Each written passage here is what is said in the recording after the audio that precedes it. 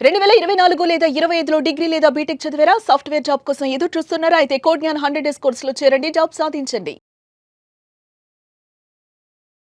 నమస్కారం శశికాంత్ గారు. నమస్తే. వైఫ్ అండ్ హస్బెండ్ రిలేషన్‌షిప్‌లో భర్తకి ఇష్టం లేకపోయినా సరే, డివోర్స్ కోసం అని అప్లై చేస్తే ఏదో ఒక కారణాలతోటి ప్రతిసారి భార్య తనకనుగుణంగా మొత్తం రిలేషన్‌షిప్‌ని అంటే తనకనుగుణంగా మార్చుకునేటువంటి ప్రయత్నం చేసి 10 ఏళ్ళు, 20 ఏళ్ళు, 30 ఏళ్ళు అలా కంటిన్యూ చేసుకుంటూ వచ్చేస్తూ ఉన్నారు. దానికేంటంటే తనకి ఇష్టం లేదు. ద సేమ్ టైం తనకు కావాల్సినట్టు ఉండలేకపోతున్నారు. వయసు అంతా అయిపోయిన తర్వాత మళ్ళీ లైఫ్ రీస్టార్ట్ చేయాలనుకున్నా కూడా రీస్టార్ట్ చేయలేనటువంటి పరిస్థితి. అంటే అట్లాంటి వాళ్ళు చాలామంది ఉన్నారు. ఇదొక పెద్ద అంటే ఇలాంటి మ్యారేజ్ రద్దయితే బాగుండు అనుకునేటువంటి చాలా మెన్ కూడా చాలామంది ఉన్నారు. సుప్రీంకోర్టు అటువంటి వాటికి ఎలాంటి తీర్పు ఏమైనా ఇచ్చిందా? ఏ విధంగా ఉంది? ఇది చాలా మంచి టాపిక్ నాగరాజు గారు. ఎందుకంటే మీరు కొంతమందికి ఉచిత సలహా ఇచ్చినట్టే ఇది. బికాస్ చాలా కేసెస్లో మీరు తీసుకోండి నాగరాజు గారు. ఇప్పుడు కంటెస్టెడ్ డైవర్స్, మ్యూచువల్ డైవర్స్, దీనికి ముందుగా నేను మీకు ఒకటి చెప్తే మీకు క్లియర్గా అర్థం అవుద్ది.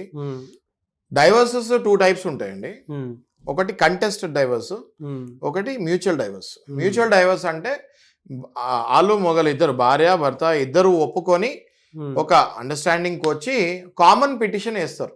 అందులో రెస్పాండెంట్ ఎవరు ఉండరు, ఇద్దరు పిటిషనర్లే ఉంటారు. వద్దు అనుకుంటారు మ్యారేజ్ గల కారణాల వల్ల. కారణాలని పిటిషన్లో పొందుపరుస్తారు, అది ప్రవేశపెడతారు జడ్జి గారి ముందు. కొంచెం కూలింగ్ టైం ఇప్పుడు అది కూడా తీస్తారు. ఏదైనా ఎమర్జెన్సీ ఉండి ఎవరైనా అమెరికాకి వెళ్ళాలనుకున్నా, లేకపోతే ఎవరైనా రెండో పెళ్లి చేసుకోవాలనుకున్నా, ఓకే ఆ రెండో పెళ్లి ఎవరితో చేసుకుందాం అనుకుంటే వాళ్ళు అమెరికాకి వెళ్ళాలనుకున్నా, కొన్ని పరిస్థితుల వల్ల సుప్రీంకోర్టు ఇటీవల ఆ కూలింగ్ పీరియడ్ ఇంతకుముందు 6 months ఉండేది నాగరాజు గారు, దాని కాస్త స్లోగా 4 months 3 months లో కూడా ఇచ్చేవాళ్ళు. ఆ తర్వాత పూర్తిగా కూలింగ్ పీరియడ్ తీస్తారు. నార్మల్గా నామినల్గా సెకండ్ పుట్టప్ అంటారు, ఓకే సెకండ్ హియరింగ్కి అది ఇచ్చేస్తున్నారు. మేము 10 days 15 daysలో కూడా ఇవాళ రేపు మ్యూచువల్ డైవర్స్ వచ్చేస్తుంది. అయితే రెండో టైప్ ఆఫ్ డివోర్స్ ఏంటి అంటే కంటెస్టెడ్ డివోర్స్. ఈ కంటెస్టెడ్ డివోర్స్లో ఏంటంటే భార్య కానీ భర్త కానీ ఒకళ్ళే ఒప్పుకుంటారు డైవర్స్కి, ఇంకొకళ్ళు ఒప్పుకోరు. అట్లాంటప్పుడు ఫర్ ఎగ్జాంపుల్ ఇప్పుడు మీరు ఎగ్జాంపుల్ తీశారు కాబట్టి భర్త భార్య మీద కేసు వేశారు డైవర్స్ కావాలని అనుకోండి. చాలా కేసెస్లో ఏమవుతుందంటే నాగరాజ్ గారు, జస్ట్ బికాస్ డైవర్స్ ఇస్తే భర్త మళ్ళీ పెళ్లి చేసుకుంటాడేమో అని చెప్పి భార్య డైవర్స్ ఇవ్వదు. డైవర్స్కి కారణం భార్య ఉన్నా కూడా ఎక్కడ డైవర్స్ ఇస్తే భర్త మళ్ళీ ఇంకొక పెళ్లి చేసుకుంటాడో అన్న భయంతో ఈ భార్య డైవర్సే ఇవ్వదు. రైట్? ఇలాంటి కేసు ఇటీవల మీరు చూసుకుంటే సుప్రీంకోర్టు ఒక కేసు సుప్రీంకోర్టు పరిధిలోకి వస్తుంది జరిగింది. 2009లో భర్త డైవర్స్ చేస్తాం జరిగిందండి. ఇది ఎక్కడ ఉన్నామండి మనం? 2025 దాటి 26కి వచ్చాం. ఇటీవల 25 ఎండింగ్లో సుప్రీంకోర్టు ఒక కంక్లూజన్కి వచ్చింది ఇలాంటి కేసెస్ మీద. ఎప్పుడైతే కంటెస్టెడ్ డైవర్స్ కూడా వేస్తారో దానికి కూడా ఒక వ్యవధి పెట్టుకోండి. ఆ వ్యవధి దాటిన తర్వాత ఆ డైవర్స్ కనుక మీకు 15 ఏళ్ళు 20 ఏళ్ళు ఏదైనా డైవర్స్ నడుస్తే ఇంకా ఆ తర్వాత వాళ్ళ జీవితాల్లో ఏం మిగిలి ఉంటుందని. రైట్?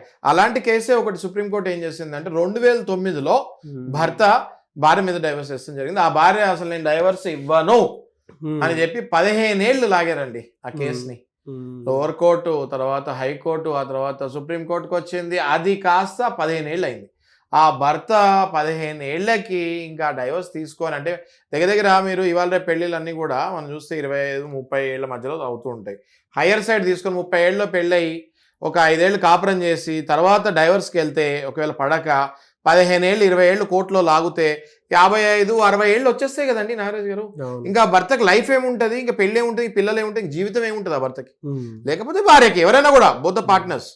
సో అందుకే కోర్టు ఏం చెప్పింది అంటే ఒక డిస్క్రిషన్ పవర్ తీసుకుంది. ప్రతి కోర్టుకి కూడా ఒక సెక్షన్ ప్రకారం డిస్క్రిషన్ పవర్ ఉంటుంది. అంటే రూల్స్కి ఫాలో కాకుండా కోర్టుకి అది కరెక్ట్ అనిపిస్తే ఆ జడ్జిమెంట్ ఇచ్చేస్తుంది కోర్టు. సుప్రీంకోర్టు సెక్షన్ 142కి ఆ డిస్క్రిషన్ పవర్ ఉంది. సూపర్ కోర్ట్ అది. Supreme court is nothing but super court, mega court, అంటే highest appellate in India. So ఆ కోర్టు ఈ 142 సెక్షన్ కింద డిస్క్రిషన్ పవర్ తీసుకొని మ్యారేజ్ని డిజాల్వ్ చేస్తాం జరిగింది. అంటే ఈ పెళ్ళి ఇంకా సంబంధం లేదు, భార్యకి భర్తకి డైవర్స్ ఇచ్చేసినట్టే అని చెప్తాం జరిగింది. అది ఎప్పుడు జరిగిందండి? 16 ఏళ్ళ తర్వాత జరిగింది. అది కాస్త సుప్రీంకోర్టు చూసిన తర్వాత ఇంక 142 సెక్షన్ ప్రకారం నా డెసిషన్ పవర్ తీసుకోకపోతే ఈయనకి ఉన్న కొంచెం కొద్దో గొప్ప ఉన్న జీవితం కూడా నాశనం అయిపోద్ది అని చెప్పి ఆ సెక్షన్ యూజ్ చేసి మ్యారేజ్ని డిజాల్వ్ చేస్తాం జరిగింది. రైట్. సో ఇందు మూలంగా నేను చెప్పేది ఏంటంటే నాగరాజు గారు, మీ సమక్షంలో మొత్తం ప్రజలకి మనం ఏం చెప్దాం అనుకుంటున్నామంటే, మీరు గనక 15 ఏళ్ళు 20 ఏళ్ళు ఇట్లా వెళ్ళిపోతూ ఉంటే ఈ జడ్జిమెంట్ని వాడండి. ఇటీవల వచ్చిన సుప్రీంకోర్టు జడ్జిమెంట్ సెక్షన్ 142 ప్రకారము డిస్క్రిషన్ తీసుకొని మ్యారేజ్ని రద్దు చేస్తారు. కాబట్టి లోవర్ కోర్ట్స్లోనే లేదా హైకోర్టులో అయినా మీరు ఒక 4 ఏళ్ళు 5 ఏళ్ళు దాటింది అంటే ఈ జడ్జిమెంట్ని వాడుకుంటే ఖచ్చితంగా మీకు ఈ 15 ఏళ్ళు 10 ఏళ్ళు సాగకుండా ముందుగానే కంటెస్టెడ్ డివోర్స్లో కూడా మీకు డివోర్స్ వచ్చే ఛాన్సెస్ ఉంటాయి. మళ్ళీ మీ జీవితం మీరు మొదటి నుంచి మొదలు పెట్టుకోవచ్చు. కానీ మీరు ఇప్పుడు చెప్పేంత వరకు చాలా మందికి ఆప్షన్ ఒకటి ఉందని చెప్పేసి తెలియదు సార్. అసలు తెలియదు చాలా మందికి. అసలు కోర్ట్స్ కి ఒక స్పెషల్ సెక్షన్ ఉంటుంది. ఆ సెక్షన్ లో కోర్టు నార్మల్ గా వేరేవేమి రూల్స్ పరిగణించకుండా ఇది నాకు కరెక్ట్ అనిపిస్తుంది కాబట్టి నేను ఈ ఆర్డర్ ఇస్తున్నాను అన్న పవర్ ఉంటది అన్నది చాలా మందికి తెలియదు. సామాన్యులకు అస్సలు తెలియదు. మీరు అలా చెప్తుంటే నాకు ఏ విధంగా గుర్తొస్తుందనంటే, అసలు ఎంతమంది వాళ్ళ లైఫ్ని అంటే రీస్టార్ట్ చేసుకోలేక దినదిన గండం అనుకుంటూ వీళ్ళని అవాయిడ్ చేయలేక వీళ్ళకి నచ్చినట్టు వీళ్ళు బతకలేక లైఫ్ స్పాయిల్ చేసుకుంటున్నారు అనిపించింది నాకైతే. అంటే ఈ డిస్కషన్ పెట్టుకున్నప్పుడు నాకు అట్లా ఆ సర్కిల్ తిరుగుతుందండి. అసలు మీ దగ్గర చాలా కేసెస్ వస్తూ ఉంటాయి కదా. కొంతమంది సాడిస్ట్ పార్ట్నర్స్ ఏం చేస్తారంటే, నా జీవితం నాశనం అయిపోతే నాశనం అయిపోయింది పర్వాలేదు, కానీ అవతలోడు మళ్ళీ పెళ్లి చేసుకొని వాడి జీవితం బాగుపడుతుందేమో అని చెప్పి డైవర్స్ ఇవ్వరు.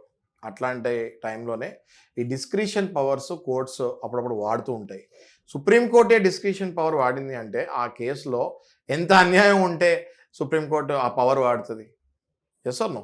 సో ఈ పాయింట్ తెలుసుకుంటే 15 ఏళ్ళు 10 ఏళ్ళు 7 ఏళ్ళు 8 ఏళ్ళు డైవర్సులు కాకుండా 5 ఏళ్లలోనే మీరు ఎవిడెన్సెస్ ఏవైతే సబ్మిట్ చేస్తారో ఏముంటుందండి. నాలుగు గారు ప్రొసీజర్ చూసుకుంటే మనం ఫస్ట్ ఎవరైతే డివోర్స్ వేస్తారో దానికి ప్రొసీజర్ ప్రకారం వెళ్తే వెంటనే కౌంటర్ వేయాలి. ఓకే, కౌంటర్ వేసిన తర్వాత మళ్ళీ వాళ్ళు దానికి ఏమైనా రీజాయిండర్ వేయాల్సి వస్తుంది అనుకుంటే రీజాయిండర్ వేయచ్చు. ఓకే, రీజాయిండర్ అంటే ఒకళ్ళు ప్లెయింట్ వేసిన తర్వాత ఒకళ్ళు కౌంటర్ వేయాలి. అంటే ఈ ప్లెయింట్కి కౌంటర్ వేయాలి. ఈ కౌంటర్ వేసిన తర్వాత ఇందులోకి మళ్ళీ ఏమైనా వేయాలంటే రీజాయిండర్ వేయాలి. దాని తర్వాత ఎవిడెన్సెస్ ఉంటాయి. ఓకే, తర్వాత క్రాస్ ఎగ్జామినేషన్ జరుగుతాయి, తర్వాత ఆర్గ్యుమెంట్స్ జరుగుతాయి, దాని తర్వాత జడ్జిమెంట్ రావాలి. ఈ ప్రొసీజర్లో మీరు ఎంత కాదనుకున్నా కూడా 3-4 ఏళ్లలో ఈ ప్రొసీజర్ అయిపోవాలి. కావాలని ఎవరైనా అటువైపు నుంచి డేట్ల మీద డేట్లు లాగుతూ ఉంటే ఆ డేట్లన్నీ మీరు జాగ్రత్తగా రాసుకొని మనం కోర్టుకు చూపించాలి. చూడండి, పలానా సంవత్సరంలో వీళ్ళు ఈ సంవత్సరం మొత్తం ఏమి కారణాలు లేకుండా డేట్స్ లాగేశారు, no without any proper reasons dates లాగేశారని చూపించాలి. డేట్స్ లాగుతానికి కూడా వాళ్ళని ఏదైనా రీజన్ చెప్తే ఆ రీజన్కి కోర్టులో ఎవిడెన్స్ అడిగితే మనకు అక్కడ దొరికిపోతారు. హయ్యర్ కోర్టుకి వెళ్ళినప్పుడు ఇట్లాంటి సాక్ష్యాలు కూడా పెట్టాలి. కేసుల్లో నుంచి కూడా ఎవిడెన్స్లు తీసి పెడితే మీరు హయ్యర్ కోర్ట్స్కి వెళ్ళినప్పుడు ఈజీగా పైన కూర్చున్న న్యాయమూర్తి అర్థం చేసుకుంటారు. ఆయన 100% వీళ్ళు కింద తప్పుగా లాగారు, అసలు రీజన్స్ లేకుండా డేట్ల మీద డేట్లు లాక్కున్నారు, అది కూడా ఒక ప్లస్ పాయింట్ అవుతుంది. తొందరగా మీ కేసు కొట్టేసే ఛాన్సెస్ కూడా ఉంటాయి. బట్ చాలా మంచి కాంటెంట్ అండి, చాలా బాగా చెప్పారు. Very good information. Thank you అండి. Thank you so much Shashikanth garu. Thank you.